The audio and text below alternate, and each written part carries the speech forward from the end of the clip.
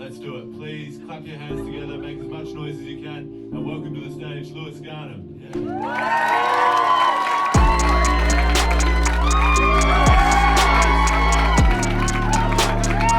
How are you? What's up? Hello.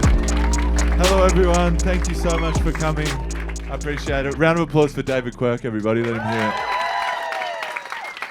Hey, how's everyone going? Are you feeling good? Fuck yeah, me too. I feel woo as well. If someone right now was like, how are you, Lewis? I'd go, woo, woo, woo, yeah. And I'd make it sound like I was 6 or 7 people. So you and I, we have a lot in common, you know? I'm very similar. Anyway, I'm in a good mood. I've been in a good mood all day. I'll tell you why I'm in a good mood and why I've been in a good mood all day. It's quite minor, but this morning, this is true, this isn't part of the show, but this is why I'm in a good mood. This morning I was walking out of a supermarket. There was a woman on her way into the supermarket. She would have been in like her 80s. She was quite small. She was wearing a cardigan. She had a handbag. She was on the phone. And all I caught was, for fuck's sake, Steph, he's a cockhead and we all know it. I've been in a good mood ever since. And like, I don't know him, but I reckon he is a cockhead, you know? For sure. I reckon she's right. Tell you what I've been up to lately. I've been doing a lot of reading, which has been cool. Reading lots of interesting shit. I read a really good fact the other day. This is the fact that I read. I read that per capita, Australians read more newspapers than any other nation. I'm an Australian, so you can probably guess where I read that. It was on the back of a packet of Tally-Ho cigarette papers. And I like it. I think it's a cool fact. So I've been saying a lot in conversation. I've been repeating it. I've been like regurgitating the fact. And it comes up a lot because I'm often smoking. I'll have the papers on me. That triggers the memory. Often I'll be smoking weed with those papers. So I'm thinking more deeply about shit. I'll kind of extra bring it up in those instances. I'll kind of over bring it up. Recently, actually, my brother and I, we were smoking weed with some Tally-Ho papers and we spoke about that. But then we had a really interesting ethical debate, right? Because there was a big spider on the wall. We were on a family holiday sharing a room, massive spider. And like in my brother and I's relationship, we've always had like pretty well-defined roles. Like since we were young, we've had these roles that we've just all, and he's always been pest control. That's just like a known thing. I was always tech support. That mostly consisted of like ejecting the PlayStation 1 game, blowing on it and then putting it back in. That was my main job. I did a bit of other shit. I did HDMI cables. I was good at that. Once we started casting stuff, I was like, I'm retiring. I don't know anymore. If the TV and the computer are having a conversation without physically touching each other, I don't know what the fuck's happening anymore. My older sister, she was logistics. And logistic, that was just mostly like liaising with the adults and shit, you know, what time's dinner, that kind of thing, and she was good at that. But we all had these defined roles, right? And then now as adults, obviously I've seen this spider and straight away it's like, you know, your pest control sorted out, Luch. But he was a bit scared. He's not the best pest control worker and he didn't want to do the classic paper under with the cup method. He was too scared to do that. So he said this to me, and I reckon this is so fucked up. He goes to me, he goes, I'm fine sleeping with it in the room. I can kill it for you if you need me to, but that's your decision, not mine. You know, in countries where they still do the death penalty by firing squad, they'll have 10 shooters, but they give 5 of them blanks. 5 have bullets, 5 have blanks, and they never tell anyone which one's which. It's a way of protecting people's conscience because they never know for sure if they definitely killed someone or not. My brother's like the opposite of that. Yeah, it's not a perfect metaphor. It doesn't quite match up. It's okay. I'm staring at this spider. I'm feeling equally scared, but also empathetic towards it. I'm wondering if it's got a spider family back home. I'm still trying to convince my brother to use the paper cup method to get it out of the room. I'm throwing everything at him. I said this to him. I thought this might get him over the line. I said, we got to get rid of it. We got to get it out of the room because, some of you have probably heard this before, the average human throughout their life swallows 8 spiders while they're asleep. And full credit to my brother, he was like, how would anyone have ever obtained that data? Which is a really good point, because you'd have to watch someone sleep for their entire life, and then you'd have to do that with a big enough sample group. Even the fact itself is spurious. Like, I reckon if a spider was on my face, I'd wake up, let alone in my mouth. One time I was in Darwin, a huntsman landed on my chest. I woke up straight away. If a spider got in my mouth, you'd just fucking wake up. Wouldn't you? For sure you would. And do you know what? The other thing is, like, if I caught up with my friends the next day at the pub, it'd be top of my agenda. Like, they wouldn't even finish saying hello, and I'd be like, I've got to tell you this spider story. But I've lived for 30 years, and not once has anyone in my life ever said to me, hey, I ate a spider last night. So if it's happening to all of us 8 times in our lives, why the fuck are we not talking about it? What's all the secrecy about? So we got really confused because we both heard this fact so many times in our lives. So we did some research. We Googled it, right? And this is true. You can check this after the show. We found out that that fact was made up in 1994 by a psychologist. She printed it in a scientific magazine. She slipped it into an article deliberately as a way of testing whether humans critically analyse the things that we read or whether we just take them on board. And no one questioned it. It got put in other magazines, other books. It went viral on the internet, and now everyone just goes, yeah, that's a fact. And I just think that's so scary that we can read something like that and not question it whatsoever. And it's especially worrying in this country because per capita, Australians read more newspapers than any other nation, which is a true fact. It's a 7-minute joke. And every time I get halfway through it and I think, I don't think it's worth the whole 7 minutes. I've done it many times in my life and not once have I been confident the whole way out. I always have a moment of like, why am I? It's not worth 7 fucking minutes. I've realised something about myself. I've realised I do this thing, right, where like, if I'm in a social situation and someone fucks up socially in front of me, someone makes a faux pas, does something embarrassing, I'm so uncomfortable with other people's embarrassment.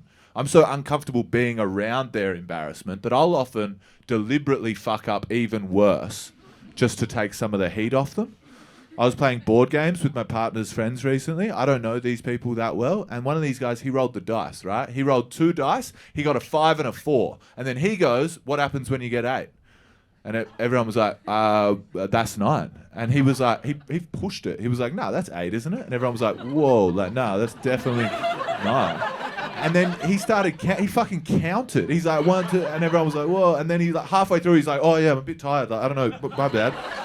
And like, I don't know how well they all know each other, because like if this was my friends, we'd be laughing, right? Like we'd be going, what the fuck is wrong with you, you dickhead? But they weren't doing that. They were like, oh, you know, it's just a mistake. Like everyone makes mistakes. It's not a big deal. It's just number. Like who cares? It's not really. And it was just so uncomfortable. It was so awkward. There was so much tension at the table. And like within 2 minutes of that happening, I don't know exactly how long, maybe a minute 30, a minute 45, and I don't know what the run up was. I just know that within 2 minutes of the dice incident, I was going, I got circumcised when I was 19.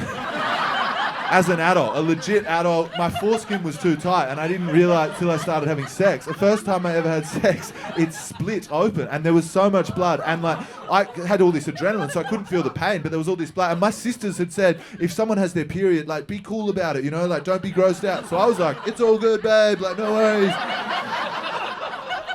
And she was like, that's not my blood. And I looked up at the 5 faces staring across the board game table at me like that, and I thought to myself, mission accomplished, you know? No one's remembering the fucking dice thing after that. I have a tendency to overthink social scenarios. I'm a bit of an overthinker. Just like generally, I'm an overthinker. And I know that I'm an overthinker, right? The only reason I know it, the only reason I'm aware of it, is because my housemate is an underthinker. So I get to see the contrast. It's a pretty stark contrast. He's a chronic underthinker, my housemate. I'll give you an example, right? Recently, him and I, we were relaxing, right? So we were just chilling out. We were just fully relaxing. So what we were doing, so we're on the couch, fully relaxing. So we're on the couch. We got the TV on. We're both looking at our phone. This is how you relax in 2025. You do 8 things at once. So we're doing our 8 things.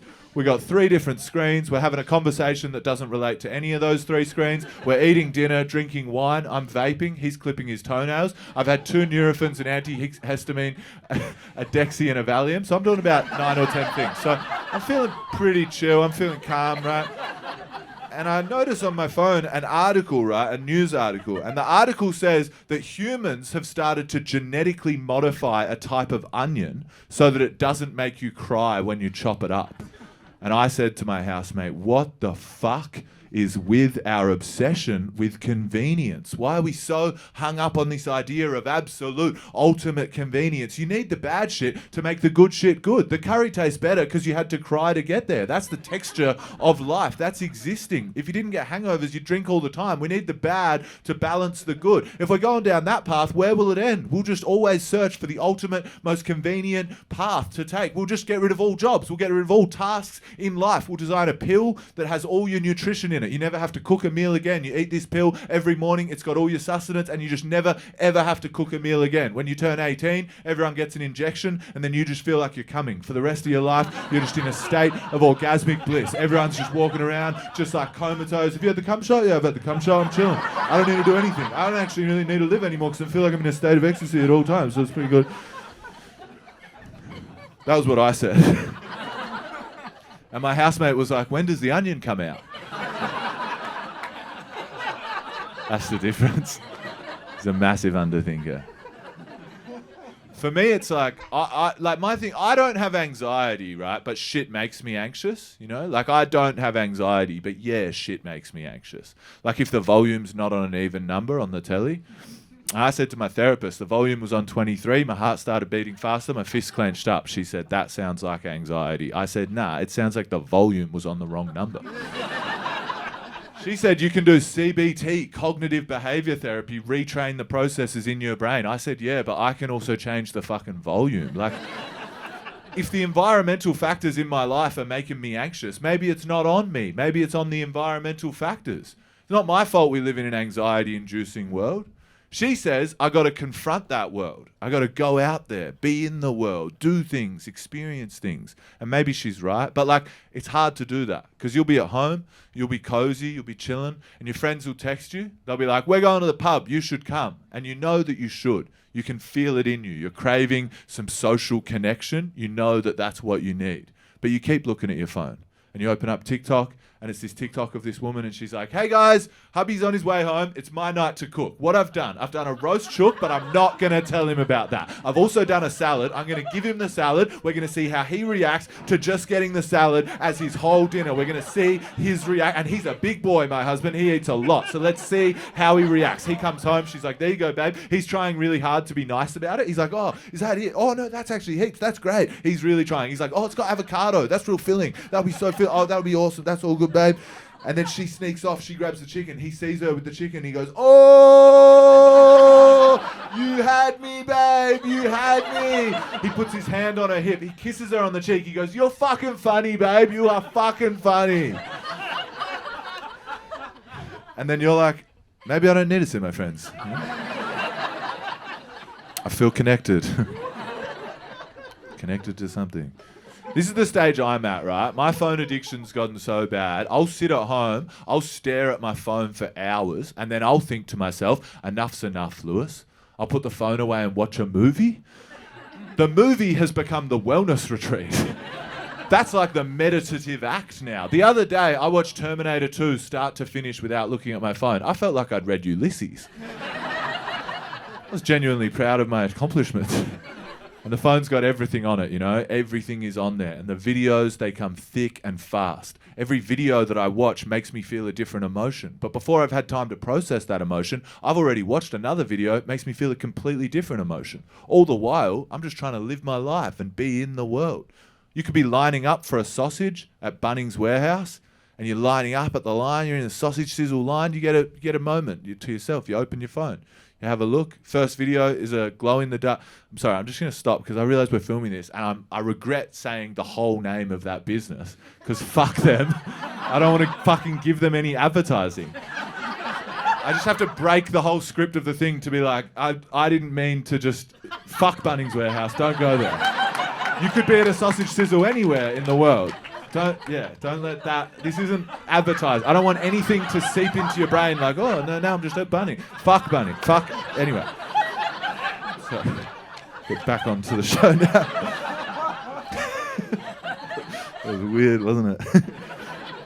You could be lining up for a sausage anywhere in the world, right? at any given location. And you hop in the line, you open your phone, you see a video of a glow-in-the-dark jellyfish. You feel amazed. Next video is a guy with a treadmill. It's on full speed. He's dropping ceramic pots onto the treadmill so that they fly off and shatter against a wall. You feel stressed. Next video is a nutritionist. This nutritionist is making a video in response to another nutritionist who made a video about the benefits of the paleo diet. This nutritionist is saying that that nutritionist is wrong and that all his information's wrong, but he's doing it in quite an aggressive way. He's being angry and patronizing. You find yourself not really liking this nutritionist and actually siding with the other nutritionist. So now you're feeling amazed about the jellyfish, stressed about the treadmill, weirdly annoyed at one nutritionist who you've never met, while also feeling simultaneously confused by your newfound camaraderie with another nutritionist who you've never met, whose video you didn't even see in the first place, and then you're just like, one sausage, no onions. I don't want to cry. Also, no bread, I'm paleo as of recently. That's a recent thing. We just process shit so fast now. Like, we just process data so rapidly. Like, it's just, our brains are just like, straight away, they just process because they're just consuming data all the time, and then just the processing power of it. Sometimes I think like, whoa, my brain has just like done too much in too short of a space of time. Like memes. I was thinking about memes. I saw a meme on Instagram the other day. This was the whole meme. This is all it was. It was a photo of the actor Edward Norton. It was a black and white photo. He had a shaved head. Up the top of the meme, it said, top 10 movie moments. Down the bottom, it said, in this classic movie moment, Edward Norton's character gets overstimulated and has an autistic, neurodivergent meltdown. In order to understand that meme, you have to know that that photo is from American History X. You have to know that in that movie, Edward Norton plays a neo-Nazi. You have to know that recently Elon Musk did a neo-Nazi salute. You have to know that people defended him doing that neo-Nazi salute by saying that he did it because he has autism. You have to connect all of those ideas in your head. You have to also be aware of the fact that top 10 movie moments, lists like that do exist, and you have to be aware of them to the extent that you're aware that this list is parodying those lists. You connect all of that data, takes about half a second, and then you just go, huh, and keep scrolling. Isn't that crazy? It's too much. I'm going to try. See. That's quite old. That's a few months old. I want to try to do it with a new... All right, this isn't written at all. Let's try to do it with a new... I saw a meme this morning and I was like, that would work well for the joke, but I haven't written it. Let's try redo the joke with a new meme. This is an updated meme. This is all one take. We're not fucking editing any of this, by the way. So it's just going to be like, all this bullshit is going to be in the special. I'm going to try and... All right, let's just... Right, so what's... And no one's going to laugh, because we all know how the joke ends. We know the whole premise of the joke. But we're going to do it anyway, because fuck it, who cares, you know? Why not? All right. I saw a meme... Like, for example, I saw a meme this morning, right? All the meme was, it was a photo of Donald Trump and Jeffrey Epstein at a Coldplay concert. In order to understand... I'm not... I think that's enough. You can see what I was going for. Oh, you guys are great. Thank you so much. Thinking about how like young people have grown up processing all that data, like because they've had the internet from the start of their lives. So they're so aware of shit. Like I work at a school part-time as a teacher's aide, and you see this dynamic play out sometimes where like the teenagers in the class are more aware of shit than the teacher is because they've had the internet their whole lives. Could be like socially like conscious like issues or like therapy concepts or like whatever. They just know about so much more shit, and often the teacher is just like out of their depth. I was in a year 10 health class recently, but it was PE/health, just a health component of PE. So it's just taught by a PE teacher, right? Just a classic PE teacher. Yeah. However you're picturing him in your head right now is exactly what he looks like. That's the guy, right? He's at the front of the class and he's lovely, you know? And he's just like at the front, he's like, guys, indoor soccer was great last week, you know? Good on you, that was really good. We're going to do a health component now. So I'm going to show you a video about the struggles of being an adolescent. He puts on this cartoon video, and the video, it's all about FOMO, right? Fear of missing out. And you can tell that the people that made the cartoon are pretty proud of the fact that they know what FOMO stands for. They're throwing it in a lot. They're mentioning it a lot. And they're giving weird examples. One of the examples in the video, it's like, if you see a photo online of all your friends at the One Direction concert, but you didn't get to go to the One Direction concert, you might get FOMO. One of the kids puts up her hand straight away. She's like, well, actually, one of the members of One Direction actually took his own life recently, so I think it's pretty disrespectful of the school to be using this video as an example. Another kid puts up their hand straight away, starts a debate in the classroom. This other kid's like, well, actually, that member of One Direction was actually threatening to his partner for a long time that he was going to take his own life, which is actually a form of coercive control. So I don't know if we should be that sympathetic to someone who's enacting coercive control on their partner. Another kid puts up their hand straight away. I don't know if we should judge people solely by their worst actions. I think we should have accountability. Yes, of course, we always need accountability, but we should also be able to simultaneously hold empathy, especially when people are in such a dark mental health state that they eventually end up self-harming. The PE teacher's like, what are we doing? Are we doing the testes or something? What the fuck are they talking about? Put the condom on the banana or something? What the fuck?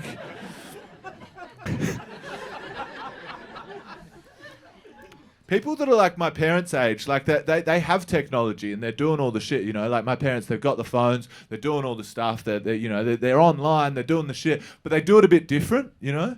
They've got it and they're doing it, but like my parents, they have it and they do it, but they do it a bit different. Like my dad, he plays online chess with his brother, right? But the way that they play online chess, both of them, in their homes, has an actual chessboard set up. And then they move a piece, take a bird's eye view photo of the board, as it now is, and then text that to each other. And I kind of get it. It's like, you want to move that piece yourself. It's like the physicality of it. It's like, I moved that piece. It's like cause and effect. Like, I did that. That's a better feeling. It's like bowling. You know, I went bowling recently. Bowling's still popular. It's crazy to me bowling's still popular. We've got everything. Fucking PlayStation, ChatGPT, all this fucking shit. And then people still want to bowl. People still just want to... What is bowling? The whole game. All it is just... I reckon I can knock that over. That's the whole game. Do you reckon I can knock that over? I'm going to try. That's the whole game. It's got to be the most primitive game. Like, bowling is essentially throwing a rock at a pile of sticks. That is like the earliest game that would have been in the cave, just like, whoa, like, oh, I knocked it over. That's just like your brain figuring out that it has the ability to do something. That's just like, oh, that was me. Like, that's all that. And like, we think we're so evolved as a species, but like, all of us, every single person in this room right now, if you get a strike, you're like, oh, you know that. You can't help it. And that's some primal shit, I reckon.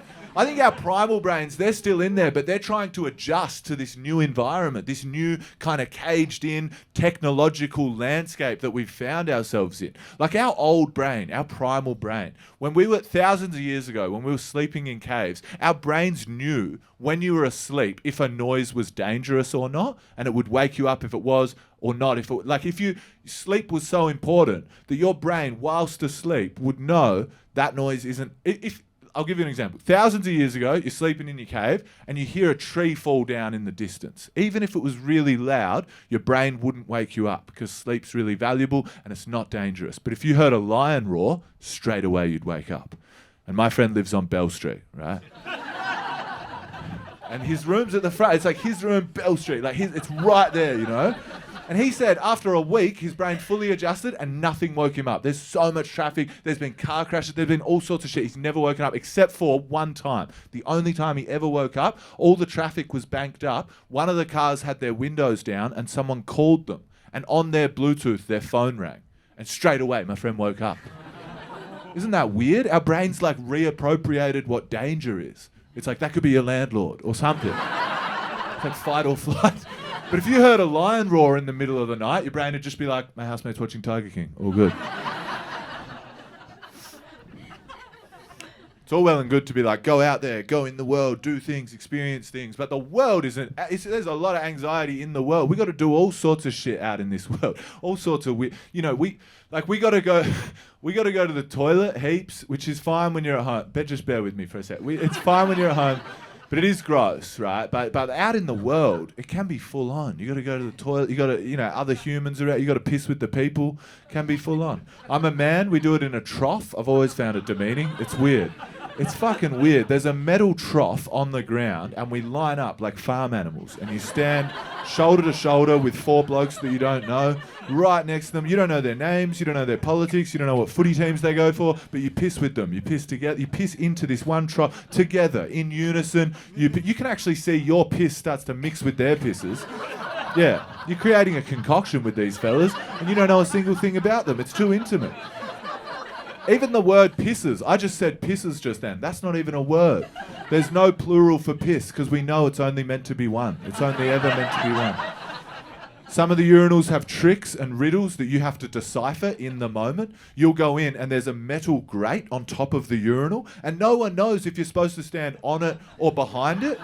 It's this weird argument that gets passed down through generations of passionate fathers like, you fucking stand on it, mate. You fucking stand behind it, mate. It's like the Montagues and the Capulets. It's this age-old rivalry. No one knows how it began. And I don't know where you're supposed to stand. Like, I do think, though, it says a lot about who you are as a person. Like, you either stand where other people piss or you piss where other people stand.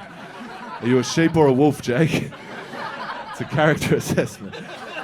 Sometimes you go in the urinal and it's not that big, you know? It's like from there to there. That's the length of the whole urinal. And you go in and there's already 2 dudes pissing.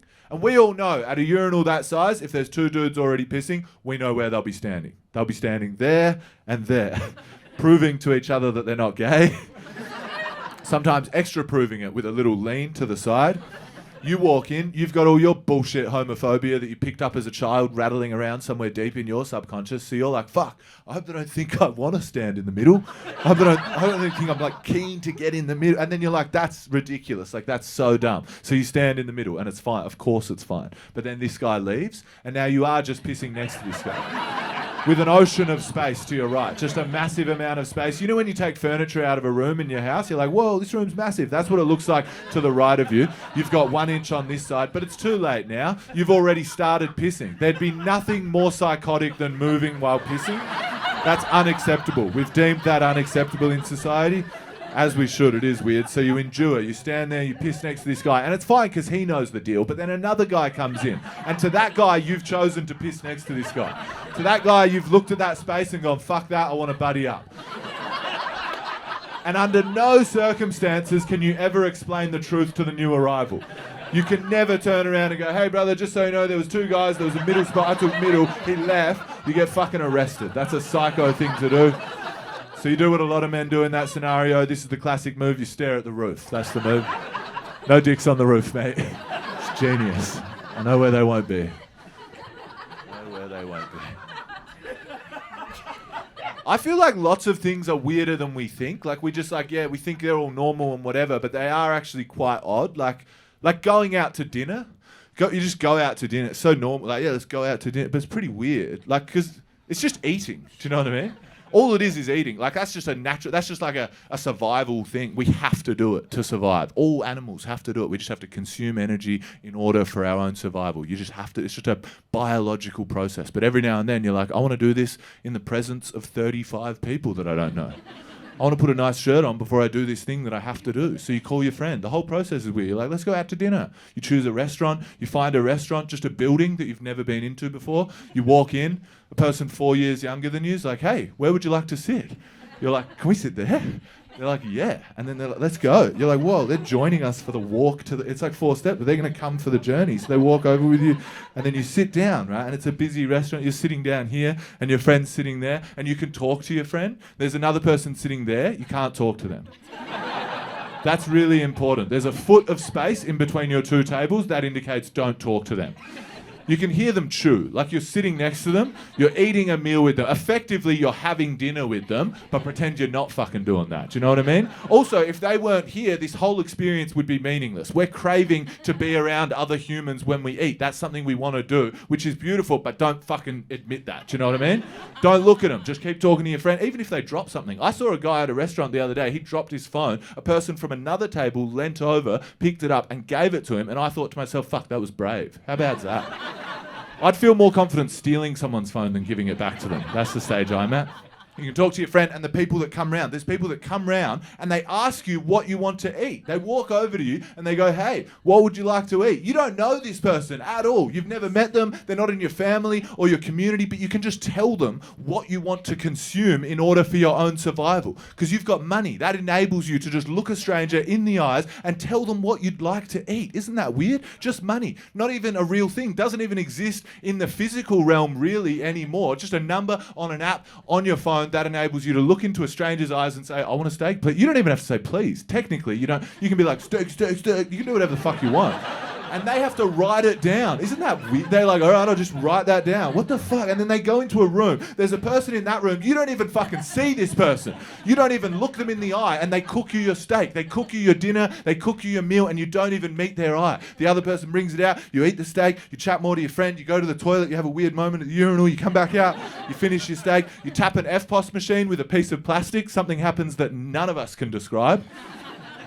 Not a single person in this room can describe it. You just tap it, it beeps, you go, I've got less money now. I don't know how. I said that to my friend. He was like, nah, we do get how it works. It's online. I was like, brother, that's just a word you're saying. And then he was like, no, it pings off the satellite. I was like, fucking listen to yourself, bro. Okay, Star Trek, what the fuck are you talking about?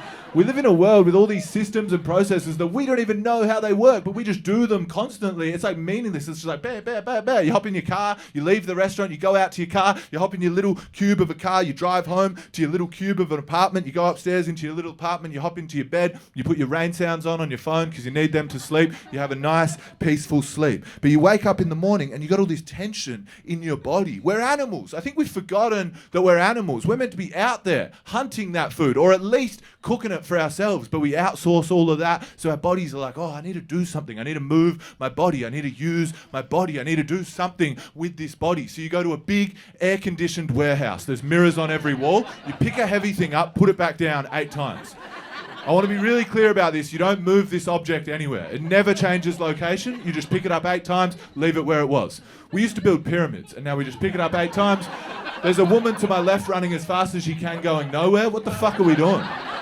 There's 3 exercise bikes, they're pumping their legs, they're sweating. If the people that invented the wheel could see us now, they'd be fucking ashamed. What are we doing? How are we not in a sci-fi novel right now? We're in a fucking Kurt Vonnegut short story and we don't even realise it. We're all walking around the big air-conditioned warehouse with our big wireless headphones on. I'm listening to a true crime podcast while I lift my heavy thing 8 times. Oh yeah, maybe it was the husband. It was the husband. For sure it was the husband. You might be listening to a true crime podcast at the moment. I'll tell you how it ends. It was the husband, took longer to solve than it should have because of police incompetency. That's all of them. I don't know why we're like, wonder how this one ends. Sometimes, am I going too fast? Sometimes, I don't give a fuck. Sometimes you forget your headphones. You don't have your headphones with you. You've got to listen to the commercial radio while you lift your heavy thing 8 times. Somehow more fucked up than the true crime podcast. Just aggressively enthusiastic. Yeah, this is first dates. We're on first dates. If you've been on a first date and you said something weird, call up 32 29 48. If you said, were you awkward on a first date? Call up. We're going to play 48 hours. We're going to play a song you've heard 400 times today, and then we're going to come back and hear from you with your first. You were weird on your first. That was weird of you. That was on your first date. You're like, give me the fucking true crime podcast. Australian radio, Australian commercial radio is that's 90% of it, and then there's one station that's like that's all of it. Commercial radio in Australia, it's all that except for one station that's like, oh. There's one station that's not that, and what it is footy, beers, footy, chicks, bang, bang, and that's all of Australian radio. Isn't that depressing?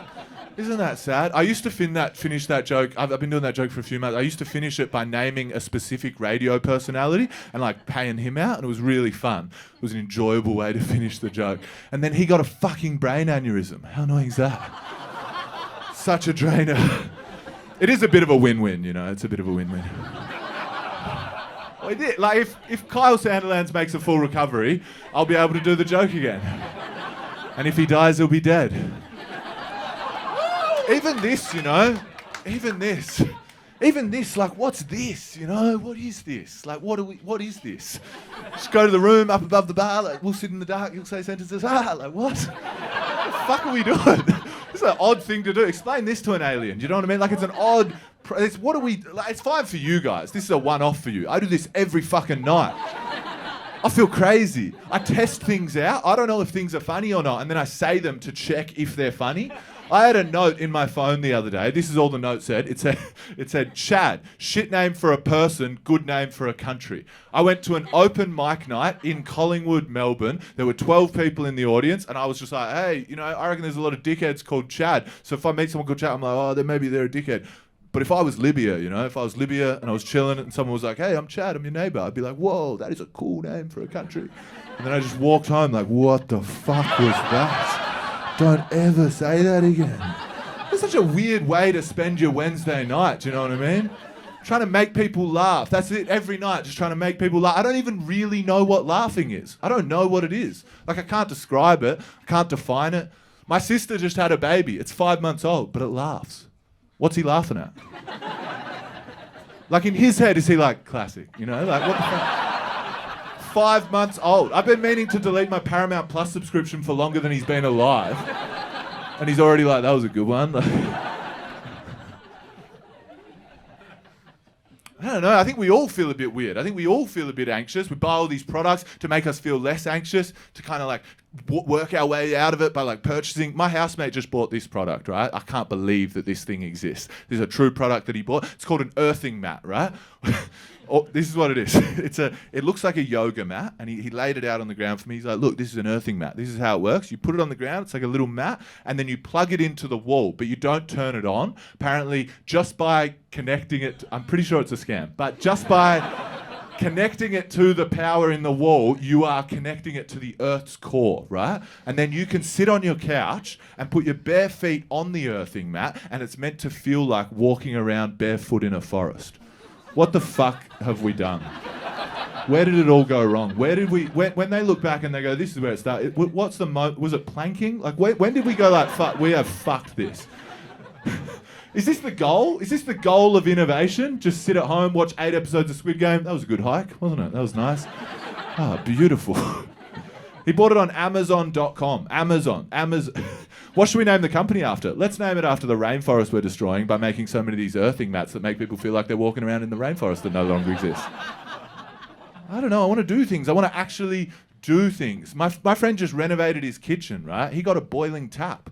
It's a boiling tap. Yeah, it's convenient, but like, fuck. I want to wait for the kettle to boil. When you wait for the kettle to boil, you have the conversation that you needed to have. You have the moment with yourself that you wanted to have. If everything's automated, when do we live? I want to do things. I want to move my own chess pieces. I want to knock over my bowling pins. I want to cut my onions. I want to cry.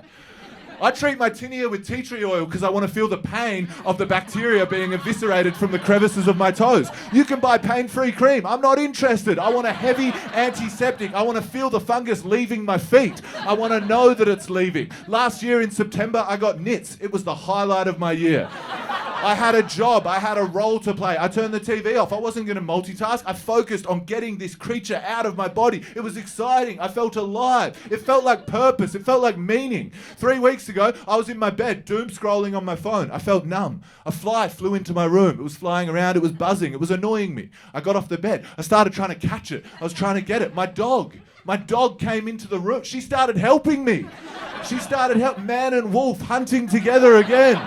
It was beautiful. There was symmetry involved. We were dancing around in the shadows of the lamplight. We were using our strengths. I was using my dexterity, my objects, my tools. She was using her athleticism. She'd jump from the other side. I'd pick things up and throw it at the fly. Eventually, I hit it. I hit the fly with my t-shirt. It was amazing. My dog leapt from the other side of the room. Her mouth was open. She was ready to grab it. Some people don't think this story is true. It's a completely true story. The average dog swallows 8 flies throughout their lifetime. She caught it. She caught the fly. She landed on the ground. She ate it. I saw joy in her eyes. She got something out of it. She got food. She got sustenance. I got rid of a pest. We landed. We looked at each other. She was panting. I was sweating. I stared into her eyes. I've never connected with her more than I did in this moment. I've known her for 8 years, but I've never known her more than I did right at that moment. I stared down at her like, how good was that? And she looked up at me like, this is what we're supposed to be doing.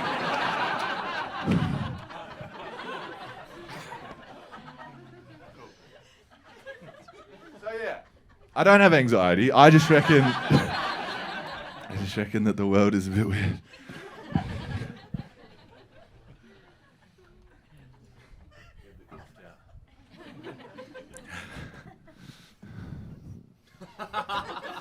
You guys are awesome.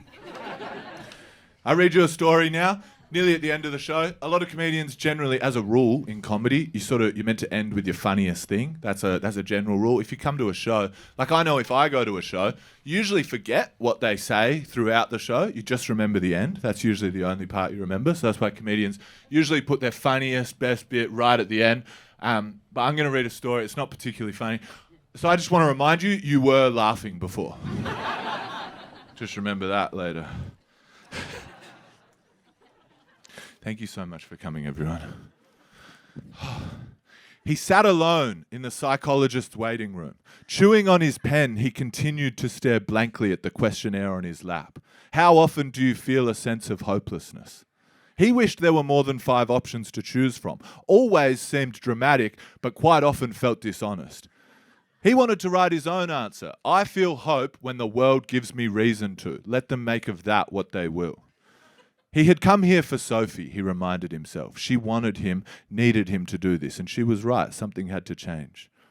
He envied Sophie's ability to compartmentalize. She watched all the same shit as him. Her algorithm wasn't that different. But she was strong. She was stoic. The only time she cried was when she was cutting onions.